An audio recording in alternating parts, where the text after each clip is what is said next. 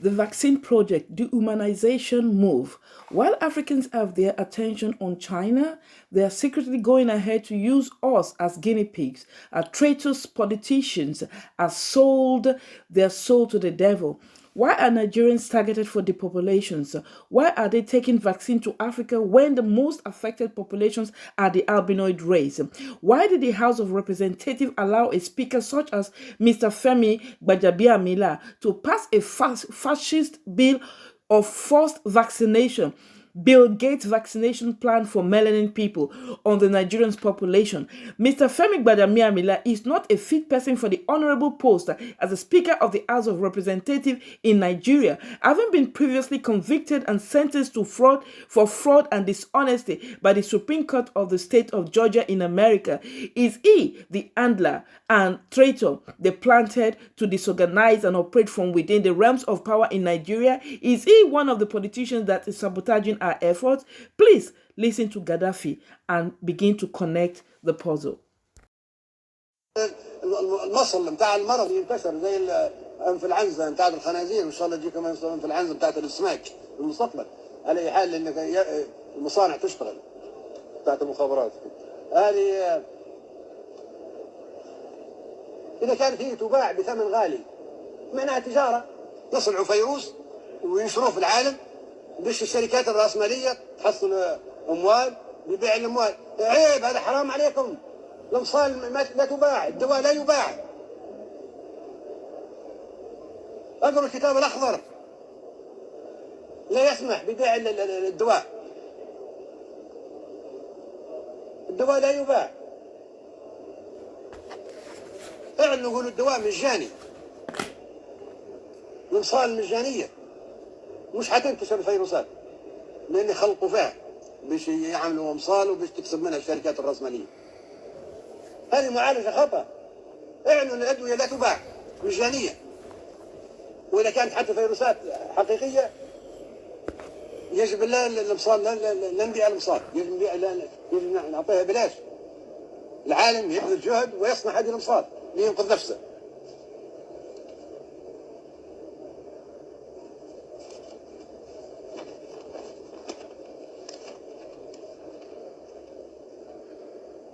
هذه كلها معروضة في ملفات وقضايا بتناقشها الجمعية العامة المتحدة، ما عندهاش عمل إلا هذا العمل.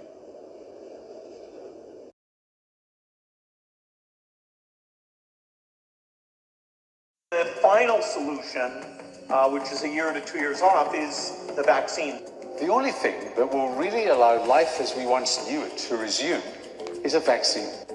This will be the new normal until a vaccine is developed. The truth is that this attempt to reorient the global health economy was part of a much bigger agenda. But when we started developing coronavirus vaccines, we noticed in laboratory animals that they started to show some of the same immune pathology. Just to head off to conspiracy theorists, maybe we shouldn't call the vaccine the final solution. Maybe just the best solution. Okay? Bill Gates' plan to vaccinate the world. 1 in 10,000 side effects. That's, way more. 700,000, people are 700,000, or 700,000 people who will suffer from that. So really understanding the safety at gigantic scale across all age ranges, pregnant, male, female, undernourished, existing comorbidities, it's very, very hard. And that actual decision of, okay, let's go and give this vaccine to the entire world, governments will have to be involved because there will be some risk and indemnification needed before that can be decided on. All the projected deaths from COVID-19, whatever the number is, you can put 9 zeros at the end of it. You can say the 7 billion people, that's what their goal is. It's not going to be from COVID-19. It's not going to be from H1N1. It's not going to be from Zika. It's not going to be from any of these other issues. It's going to be from the damn vaccine. Sure. Who's Andrew Wakefield? Well, Andrew Wakefield is a British gastroenterologist, and in 1998, he was the lead author on a paper that was, as you said, published in The Lancet. And the paper was a study of 12 children And he said that he had identified a possible link between the measles component of the MMR vaccine and a previously unidentified gut disorder, and then that gut disorder and autism. In the paper itself and in the Lancet, the journal and the other authors made very clear that this was not only speculative, but it was labeled an early report, and there was actually a commentary commissioned for the Lancet that critiqued the article. What really set this off is then a press conference that Wakefield had in which he said, I can't recommend that parents continue to give the MMR vaccine to their children. If the science on this was premature or iffy, how did he manage to get it in the Lancet? Mm-hmm. Well, that's a very interesting question.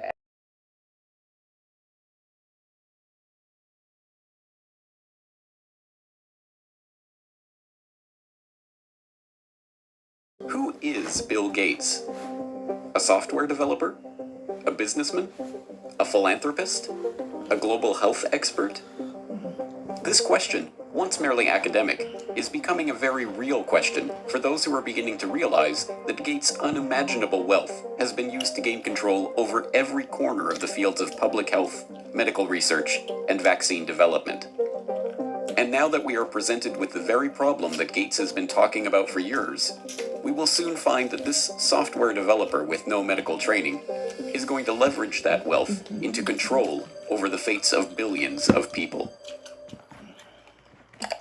Because until we get almost everybody vaccinated globally, we still won't be fully back to normal. Bill Gates is no public health expert. He is not a doctor, an epidemiologist, or an infectious disease researcher. Yet somehow, he has become a central figure in the lives of billions of people, presuming to dictate the medical actions that will be required for the world to go back to normal.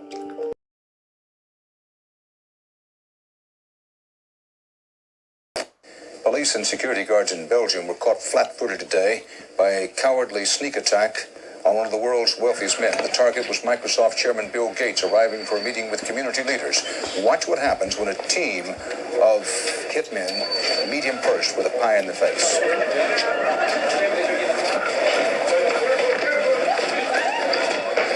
Gates was momentarily and understandably shaken, but he was not injured. The hit squad piled on with two more pies before one of them was wrestled to the ground and arrested. The others released the moment he got away. Gates went inside, wiped his face clean, and made no comment. He then went ahead with his scheduled meeting. No word on the motive for this attack.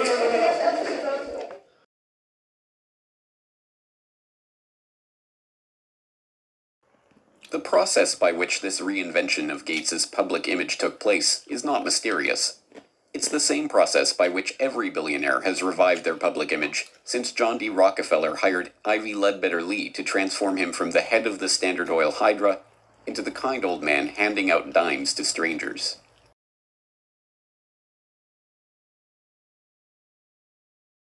Gates has surpassed Rockefeller's legacy with the Bill and Melinda Gates Foundation, long having eclipsed the Rockefeller Foundation as the largest private foundation in the world, with $46.8 billion of assets on its books that it wields in its stated program areas of global health and development, global growth, and global policy advocacy.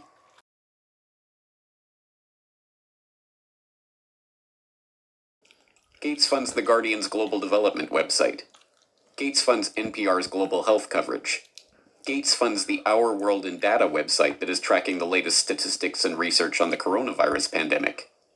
Gates funds BBC coverage of global health and development issues, both through its BBC Media Action Organization and the BBC itself. Gates funds World Health coverage on ABC News. When the NewsHour with Jim Lehrer was given a $3.5 million Gates Foundation grant to set up a special unit to report on global health issues, NewsHour communications chief Rob Flynn was asked about the potential conflict of interest that such a unit would have in reporting on issues that the Gates Foundation.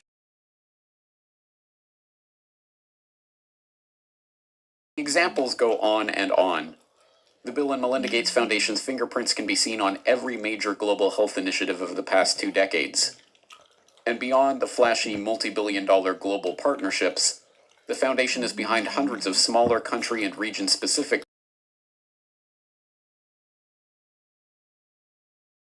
But even the World Health Organization itself is largely reliant on funds from the Bill and Melinda Gates Foundation.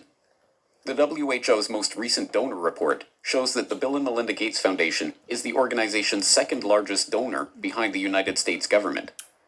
The Gates Foundation single-handedly contributes more to the World Health Body than Australia, Canada, France, Germany, Russia, and the UK combined. What's more, current World Health Organization Director General Tedros Adhanom Ghebreyesus is in fact, like Bill Gates himself, not a medical doctor at all, but the controversial ex-Minister of Health of Ethiopia, who was accused of covering up 3 cholera outbreaks in the country during his tenure. Before joining the WHO, he served as chair of the Gates-founded Global Fund to fight AIDS, tuberculosis, and malaria, and sat on the board of the Gates-founded Gavi, the Vaccine Alliance, and the Gates-funded Stop TB Partnership.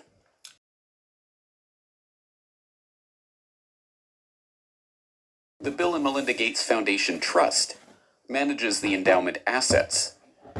These two entities often have overlapping interests, and, as has been noted many times in the past, grants given by the foundation often directly benefit the value of the trust's assets. One of my favorite parts about my job at the Gates Foundation is that I get to travel to the developing world, and I do that quite regularly. My first trip in India, I was in a person's home where they had dirt floors, no running water, no electricity, and that's really what I see all over the world. So in short, I'm startled by all the things that they don't have. But I am surprised by one thing that they do have: Coca-Cola.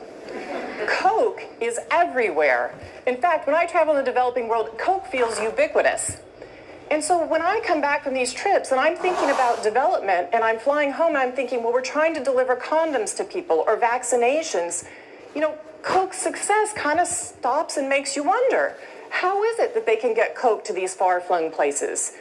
And if they can do that, why can't governments and NGOs do the same thing?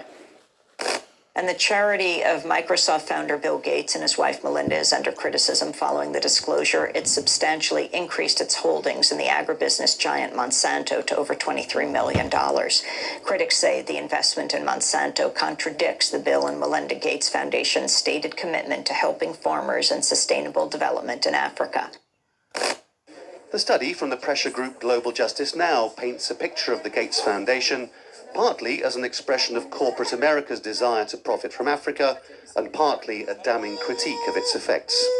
You could have a case where the initial research is done by a Gates-funded institution, the media reporting on how well that research is conducted is done, the media outlet is a Gates-funded outlet, and maybe a Gates-funded journalist from a media program, and then the program is implemented more widely by a Gates-funded NGO. I mean, there are some very insular circles here. Among the many criticisms, the idea that private finance can solve the problems of the developing world. Should poor farmers be trapped into debt by having to use chemicals or fertilizers underwritten by offshoots of the foundation? This is no mere theoretical conflict of interest. Gates is held up as a hero for donating $35.8 billion worth of his Microsoft stock to the foundation. But during the course of his decade of vaccines, Gates' net worth has actually doubled, from $54 billion to $103.1 billion. Mm-hmm.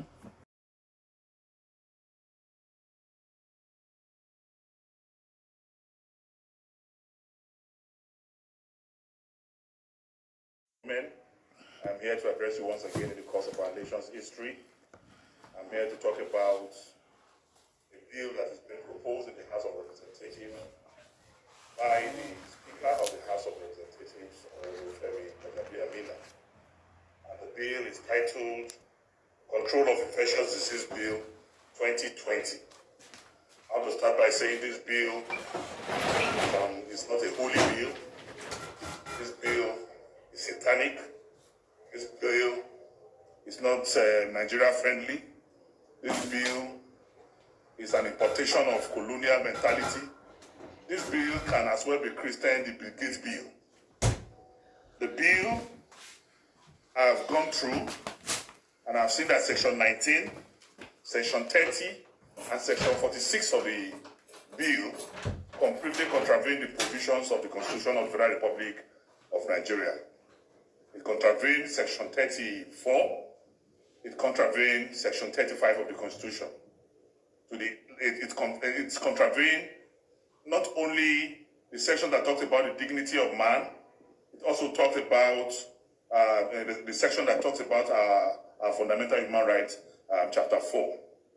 As I speak to us today, if you look at this bill, if we eventually pass this bill, then you will find out that we are moving to a police-controlled state.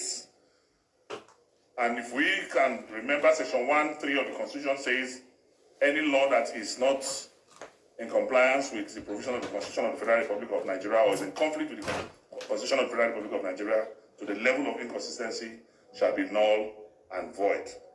So we can see that this bill contravenes Section Chapter 4 of the Constitution that talks about the fundamental human rights. It also contravenes the right to liberty of human persons in Section 34. It also contravenes the provision of Section 35 that talks about the dignity of human person. If you see Section 19 of the Constitution of this bill, it says where it appears to the Director General that the holding of any meeting, gathering, or any public entertainment is likely to increase the speed of any infectious disease, the Director General may, by order, prohibit or restrict, subject to such conditions that he may think fit, for a period not exceeding 14 days, the meeting, gathering, or public entertainment in any place. Section 19(2) of the bill says an order under subsection 1 may be renewed by the Director General from time to time for such period not exceeding 14 days, as he may, by written notice, specify. 3.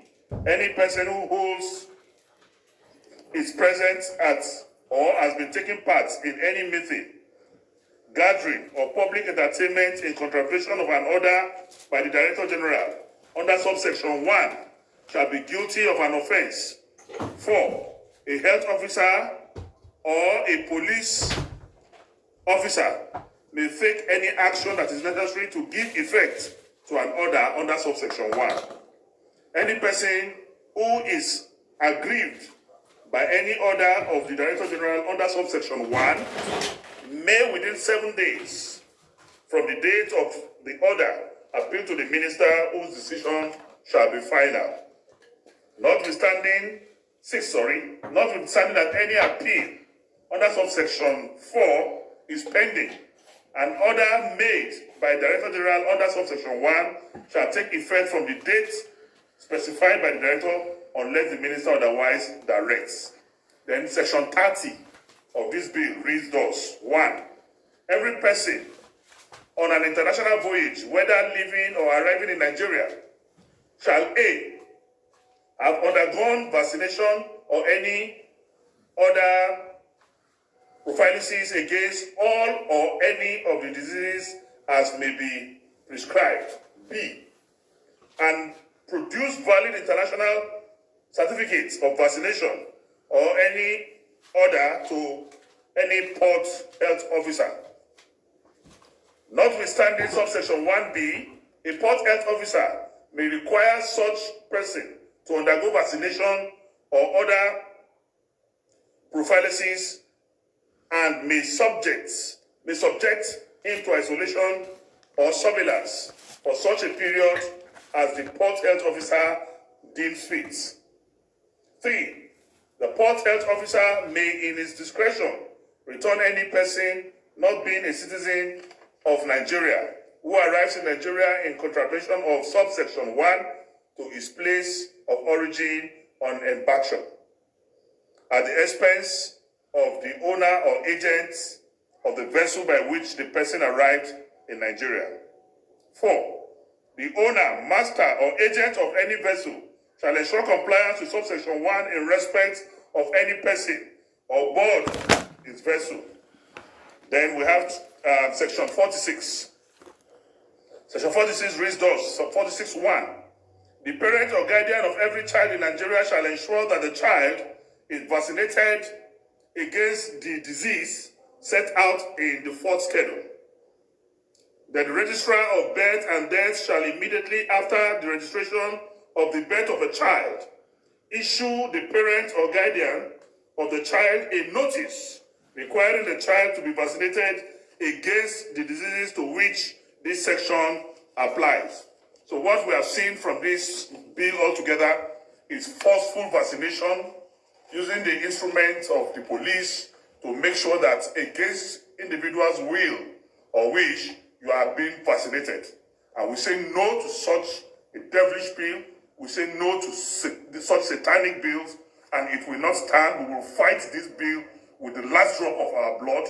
And we are advising Honorable Femi Badabia-Miller, if he is not an agent of Bill Gates, then he should withdraw this bill immediately. God bless Nigeria.